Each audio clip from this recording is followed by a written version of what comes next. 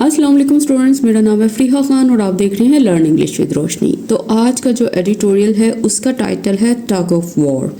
देखो, टग का मतलब क्या होता है? इसका मतलब होता है ज़ोर से खींचना, और वॉर मतलब जंग। अगर आप ये असल में प्रॉपर एक फ्रेज़ है टग ऑफ वॉर, इसका मतलब होता है कि ये जो एक तो इसको रस्सी खींचने का जो खेल होता है उसको बोलते हैं।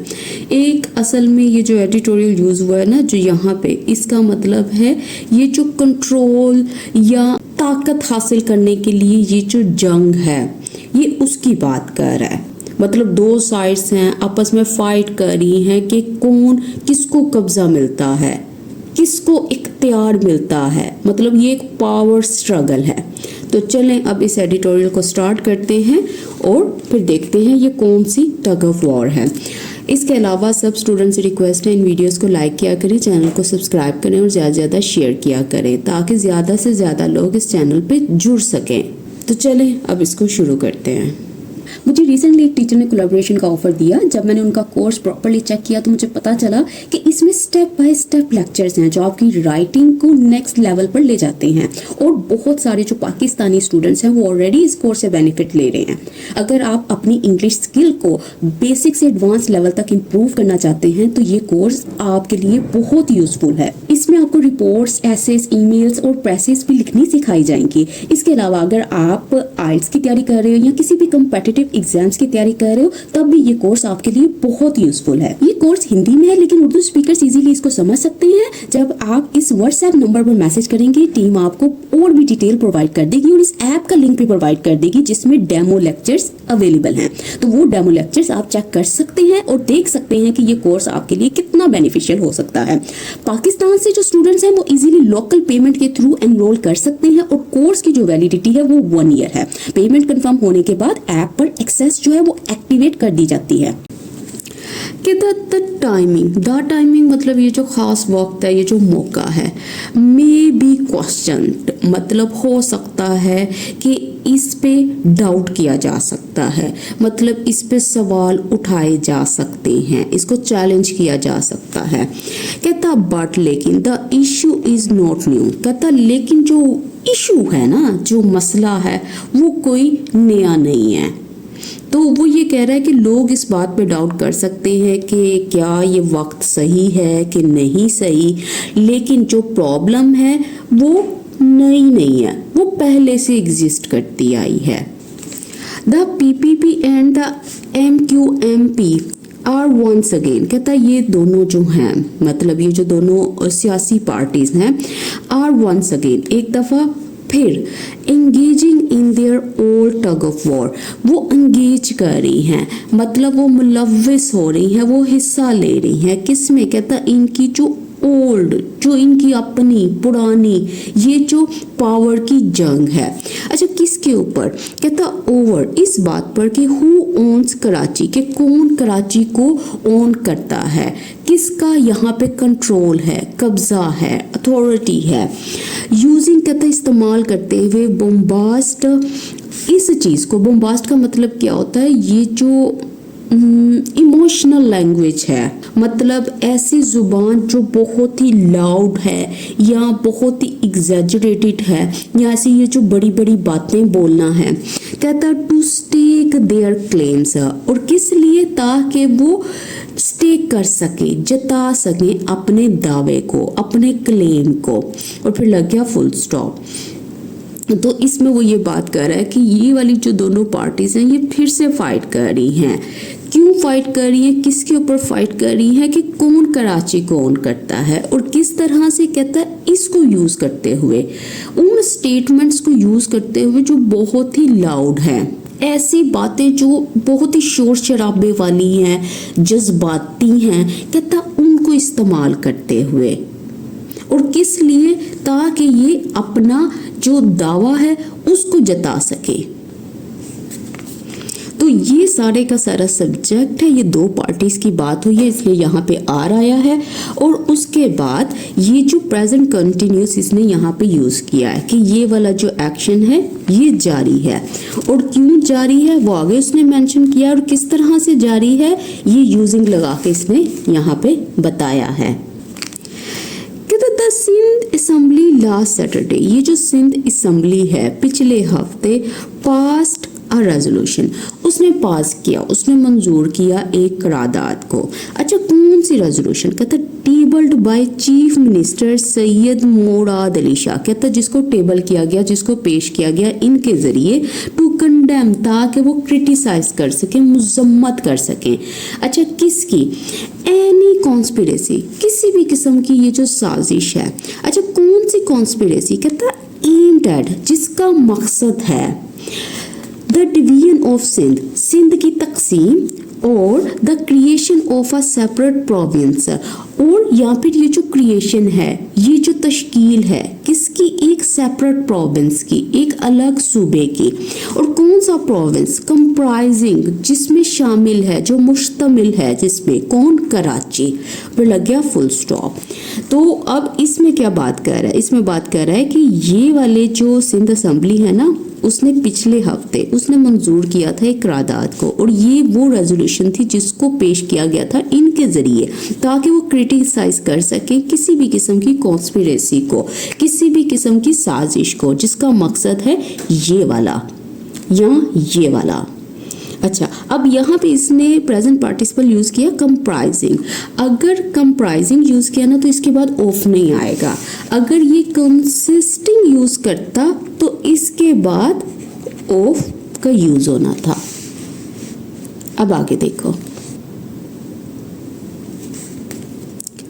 द रेजोल्यूशन, ये जो करारदाद है, अफर्म्ड, इसने अफर्म किया, इसने तस्दीक की दैट ये कि कराची शैल फॉर एवर, कि जो कराची है, शैल मतलब ये फ्यूचर को दिखा रहा है कि फॉर एवर हमेशा, रिमेन वो हमेशा बरकरार रहेगा, an integral part of Sindh. और किस तरह से? कहता कि ये जो इंटेग्रल पार्ट के तौर पर, एक लाजमी हिस्से के तौर पर, किसका? सिंध का।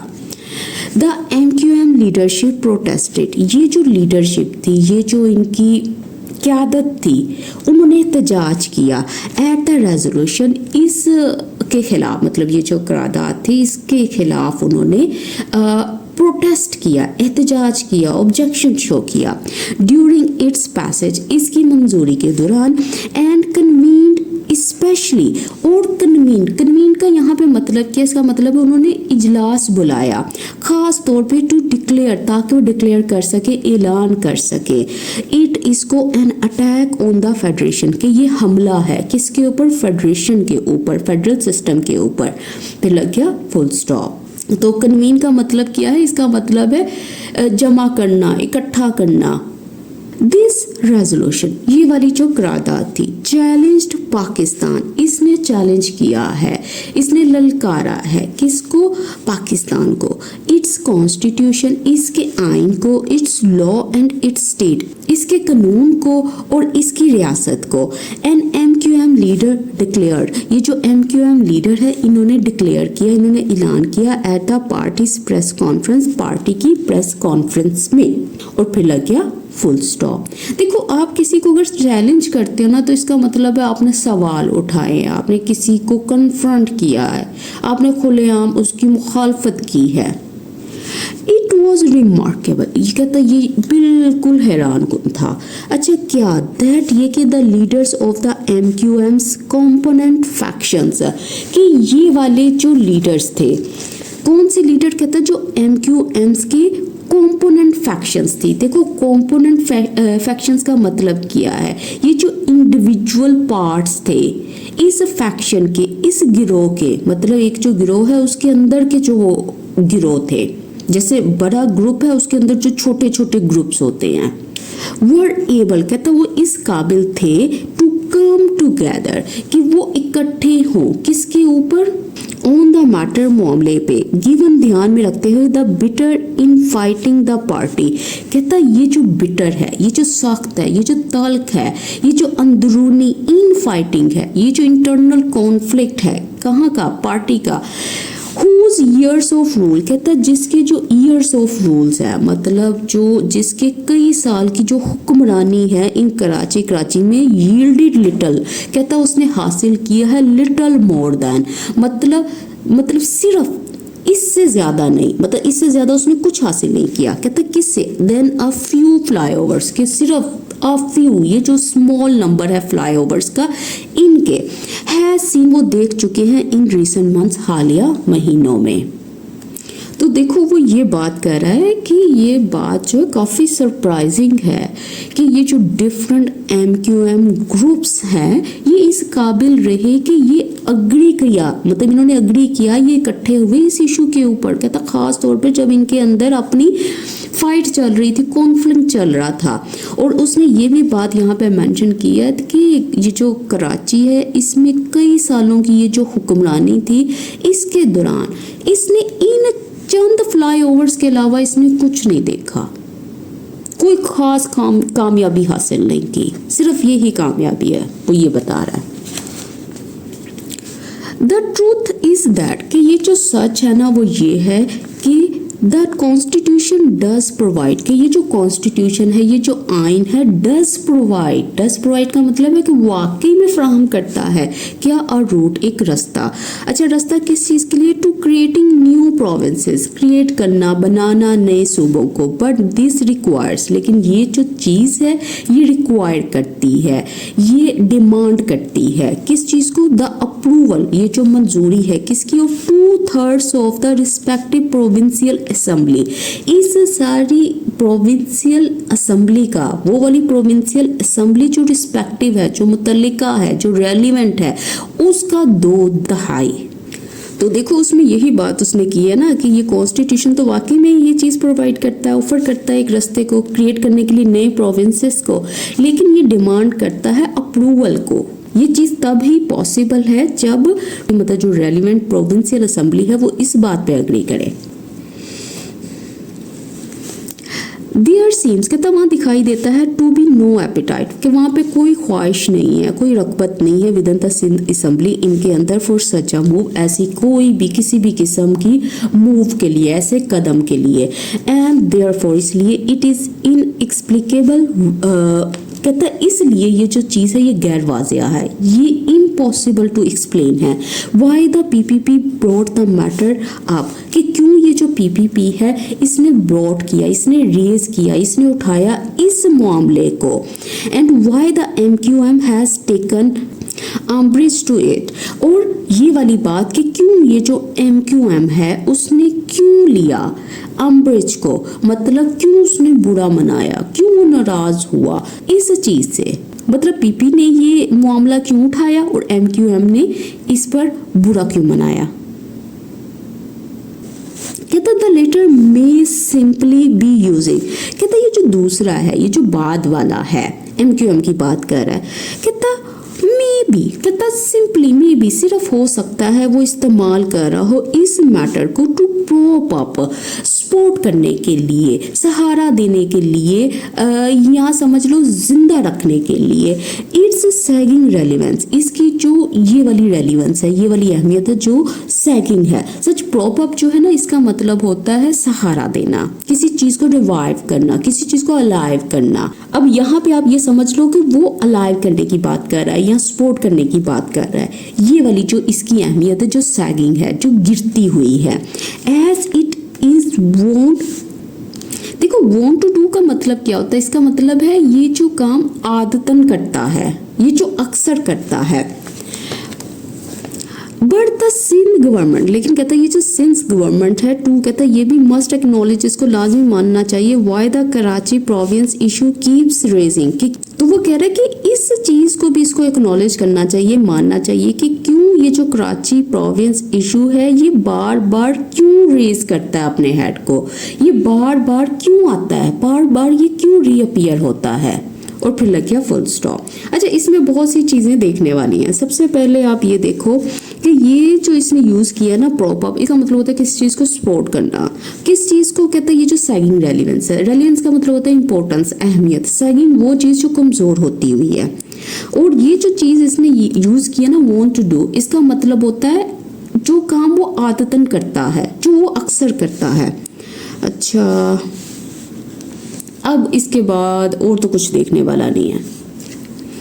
कहता डिस्पाइट बीइंग, कहता इस चीज के होने के बावजूद पाकिस्तान, अच्छा क्या बीइंग होने के बावजूद, क्या चीज होने के बावजूद, कहता ये जो पाकिस्तान का लार्जेस्ट सबसे बड़ा आर्ग्यूएबली का मतलब होता है काबिले बहस तौर पर, मोस्ट इम्पोर्टेंट सबसे अहम ये जो कमर्शियल सेंटर है, ये जो तिजारती मरकज है कराची दीज डेज, कहता है ये जो कराची है दीज डेज मतलब आजकल डजन होल्ड अ कैंडल, कहता है ये जो है आप ये समझ लो इसका मतलब होता है मुकाबला कर पाना, मतलब ये नहीं मुकाबला कर पाएगा to the country second largest city, जो कंट्री की दूसरी बड़ी सिटी है। कौन सी सिटी? लाहौर। कहता यहाँ तक कि इवन दो वो कहता कि जो कराची है पाकिस्तान का बिगेस्ट और सबसे इम्पोर्टेंट ये बिजनेस सिटी है, लेकिन इस चीज़ के बावजूद ये लाहौर से बहुत पीछे है। और ये जो चीज़ इसने मेंशन की है ना, होल्ड अ कैंडल टू, इसका मतलब होता है मैच करना, बराबरी करना, मुकाबला करना, सामना करना। अब आगे देखो, कहता कराची इज टेरिबली नेग्लेक्टेड, जो कराची है उसको बहुत बुरी तरह से निगलेक्ट किया गया, नज़रअंदाज किया गया है, एंड मिसगवर्न, और इसको पुअरली एडमिनिस्ट्रेट किया गया है in comparison to the Punjab capital, अगर इसका मुकाबला किया जाए पंजाब के दारुल हुकूमत के साथ। कहता फॉर विच, इसके लिए the Sindh government is rightly blamed, जिसके लिए ये जो सिंध गवर्नमेंट है इज राइटली मतलब बरहक है, दुरुस्त तौर पर वो जिम्मेदार ठहराई जाती है, उसको रिस्पॉन्सिबल ठहराया जाता है। देखो ये जो राइटली एडवर्ब है ना, इसका मतलब है बिल्कुल सही, बरहक, बिल्कुल दुरुस्त तौर पर। कहता दोज वो हु क्लेम, जो कि दावा करते हैं ओनरशिप का, इख्तियार का, कंट्रोल का, ऑफ कराची, इसका मियरली सिर्फ विश, वो सिर्फ ख्वाहिश करते हैं, चाहते हैं, टू सी, इसको देखना, freed of the malicious system. अच्छा इसको किस तरह से देख रहा, इसको आज़ाद देखना, किस चीज़ से? कहता है ये वाले सिस्टम से जो मैलिशियस है, जो नुकसानदेह है, जो ख़राब है। कहता दैट हैव एंट्रेप्ड, जिसने क्या किया है, फंसा दिया है, किसको? कहता इट, इसको मतलब कराची की बात कर रहा है, in the cycle of poor governance, ये जो साइकिल है, ये जो दायरा है, ये जो पैटर्न है, किस चीज़ का? पुअर गवर्नेंस का, बहुत ही ख़राब हुक्मरानी का, एंड अर्बन डिके, और ये जो शहरी ये जो जवाल है इसका। तो इसमें वो क्या बात कर रहा है? कहता है कि वो लोग जो इस चीज़ को क्लेम करते हैं ना, इसकी ओनरशिप को, जो कहते हैं कि वो कराची को कंट्रोल करते हैं, वो सिर्फ ये चाहते हैं कि ये फ्री हो जाए इन हार्मफुल सिस्टम से। और उसने कहा ये वो वाले हार्मफुल सिस्टम्स हैं जो इसे इस साइकिल में, ये जो पुअर गवर्नेंस का है और अर्बन डिके का है, इसमें फंसाए हुए हैं, सिर्फ इससे फ्री करने की वो बात करते हैं। कहता है बेटर सोल्यूशन, एक सबसे अच्छा जो हल है फॉर द सिटी के लिए लाइज, वो पड़ा है इन द इम्प्लीमेंटेशन, इस चीज़ की इम्प्लीमेंटेशन में, इस चीज़ के नाफिज करने में। अच्छा किसके? कहता of a more robust local government system, वो वाला लोकल गवर्नमेंट सिस्टम जो बहुत ही रोबस्ट है, जो बहुत ही स्ट्रॉन्ग है, जो बहुत ही इफेक्टिव है। कहता बट हियर, लेकिन यहाँ भी वो कहता जो सिंध गवर्नमेंट है वो डिजर्व करती है, वो हक रखती है इस इल्ज़ाम का, फॉर प्रिवेंट करने के लिए, रोकने के लिए, सच आ सिस्टम, ऐसे एक निज़ाम को, किससे? कहता फ्रॉम टेकिंग रूट, मतलब इसके जड़ पकड़ने से, और फिर लग गया फुल स्टॉप। तो अब इसमें क्या बात कर रहा है? कहता बेहतरीन जो हल है ना इस सिटी के लिए वो इसकी इम्प्लीमेंटेशन के ऊपर पड़ा हुआ है, लेकिन कहता है यहाँ पे भी ना जो इल्ज़ाम है वो सारा इसके ऊपर जाता है, इधर जाता है। ठीक है, क्यों जाता है? क्योंकि इसने प्रिवेंट किया है ऐसे सिस्टम को, मतलब ऐसे निज़ाम को जड़ पकड़ने से इसने रोका है। देखो टेक रूट करने का मतलब ही क्या होता है? इसका मतलब होता है स्टैब्लिश होना, कायम होना, जगह बनाना। कराची कहता इज इंडीड, बेशक एन इनसेपरेबल पार्ट, ये एक ऐसा हिस्सा है जो अलग ना होने वाला है, and the jewel of Sindh, और ये सिंध के लिए बहुत ही कीमती नगीना है, बहुत ही प्रेशियस थिंग है। कहता इट इज़ अ शेम, कहता ये शेम की बात, अफसोस की बात है, दैट ये कि it doesn't look the part. तो देखो इसमें उसने क्या बात करके ये एडिटोरियल फिनिश किया, उसने कहा कराची जो है वाकई से इनका एक अलग ना होने वाला हिस्सा है, और कहता ये एक उसका एक कीमती नगीना है, और कहता ये अफसोस की बात है, ये शेम की बात है कि ये अपनी असली हैसियत के मुताबिक नज़र नहीं आता। तो ये उसने बात की है। और ये जो चीज़ है ना, लुक द पार्ट, इसका मतलब क्या है? इसका मतलब है हैसियत के मुताबिक लगना, अपने स्टेटस को मैच करना। तो इसके साथ ही आज का एडिटोरियल कंप्लीट होता है। आई होप कि आपने बहुत कुछ सीखा होगा। तो इसके साथ साथ मैं ये बता दूं कि जो पेड व्हाट्सएप ग्रुप है फैब का, वो स्टार्ट हुआ है। आपने जब भी उसको स्टार्ट करना है, जब भी उसमें उसको ज्वाइन करना है, आप इस नंबर में मैसेज कर दें, मैं आपको ग्रुप में ऐड कर दूंगी। और पूरे फैब में जितनी भी जो क्लासेस थी, जो नोट्स थे, सब आपके साथ शेयर कर दिए जाएंगे। तो ये जो स्क्रीन पे नंबर नज़र आ रहा है, इधर मैसेज कर दीजिएगा, आपको सारी डिटेल्स जो है वो प्रोवाइड कर दी जाएंगी। तो इसके साथ ही मुझे इजाज़त दें। अल्लाह हाफिज़।